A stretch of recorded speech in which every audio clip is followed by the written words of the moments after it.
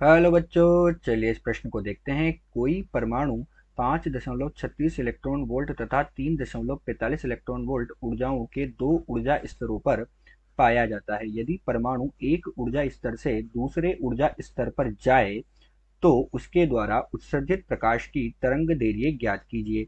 जहां दिया हुआ है बच्चों h अर्थात प्लांक स्थिरांक का मान 4.141 गुणा 10⁻15 इलेक्ट्रॉन वोल्ट सेकंड यहाँ पर दिया हुआ है। तो बच्चों जो दिया गया प्रश्न है इसमें हमारे पास एक परमाणु है, वो परमाणु क्या कर रहा है बच्चों, जो दो ऊर्जा स्तर है उनमें पाया जाता है। यदि परमाणु हमारे पास कहा गया कि एक ऊर्जा स्तर से दूसरे ऊर्जा स्तर पर जाए तो हमें क्या करना है बच्चों, उसके द्वारा उत्सर्जित प्रकाश की तरंग दैर्घ्य का मान यहाँ पर ज्ञात करना है। तो चलिए बच्चों सर्वप्रथम हम देखते हैं मुख्य अवधारणा। अब बच्चों इसमें हम क्या देखते हैं कि हमारे पास जब फोटोन उत्सर्जित होता है तो उत्सर्जित फोटोन की ऊर्जा क्या होती है। तो उत्सर्जित फोटोन की ऊर्जा, जब भी कोई फोटोन उत्सर्जित होता है तो उत्सर्जित फोटोन की ऊर्जा उसको बच्चों हम किससे दर्शाते हैं, ई से दर्शाते हैं। और वो हमारे पास बराबर होती है एच गुणा सी बटे लेमडा के बराबर होती है। जहां एच हमारे पास क्या होता है बच्चों, एच हमारे पास प्लांक स्थिरांक होता है। एच क्या है यहाँ पर, प्लांक स्थिरांक है। सी हमारे पास क्या होता है, प्रकाश का वेग होता है या प्रकाश की चाल हम बोलते हैं। तो सी हमारे पास है बच्चों प्रकाश की चाल, प्रकाश की चाल या प्रकाश का वेग हमारे पास है। तो ये हमारे पास है प्रकाश का वेग। और लेमडा हमारे पास क्या होती है यहाँ पर, तरंग दैर्घ्य होती है। तो लेमडा क्या है यहाँ पर, तरंग दैर्घ्य है। तो लेमडा होगा यहाँ पर तरंग दैर्घ्य। तो ई बराबर कितना हुआ बच्चों, एच गुणा सी बटे लेमडा होता है। ये हमारे पास उत्सर्जित फोटोन की ऊर्जा होती है और यही इस प्रश्न की मुख्य अवधारणा है। चलिए बच्चों अब हम देखते हैं कि हमें प्रश्न में क्या दिया। तो बच्चों प्रश्न में हमें एक तो एच का मान दिया है, प्लांक स्थिरांक का मान दिया है। और एच का मान हमारे पास कितना दिया गया है बच्चों, 4.141 4.141 गुणे 10⁻15 इलेक्ट्रॉन वोल्ट। और क्या दिया गया है यहाँ पर, सेकंड दिया गया है।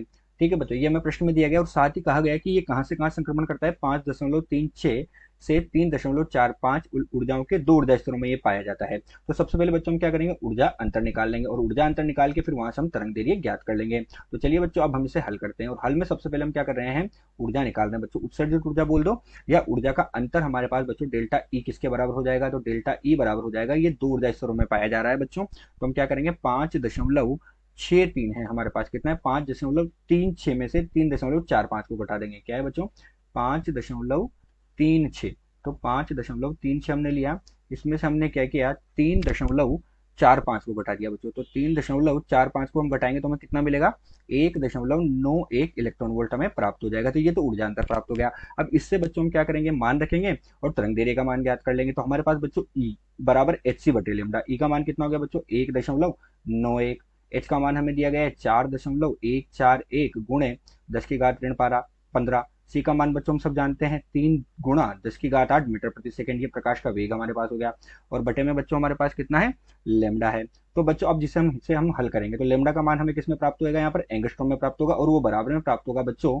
लेमडा बराबर हमारे पास हुआ बच्चों ये 12,400 आ जाता है। और ऊर्जा कितनी है हमारे पास, 1.91 है। तो बच्चों लेमडा का मान हमें कितना मिल जाएगा, यहाँ पर इससे हल करने पर हमें तरंग दैर्घ्य का मान प्राप्त हुआ 6,492.14 एंगस्ट्रॉम के बराबर। कितनी प्राप्त हुई बच्चों, 6,492.14 एंगस्ट्रॉम। या इस तरंग दैर्घ्य लेमडा को हम लगभग किसके बराबर लिख सकते हैं बच्चों, 6,492 एंगस्ट्रॉम तरंग दैर्घ्य हमें प्राप्त हुई। तो जो दिया गया प्रश्न है इसमें हमारे पास तरंग दैर्घ्य का मान प्राप्त हुआ 6,492 एंगस्ट्रॉम।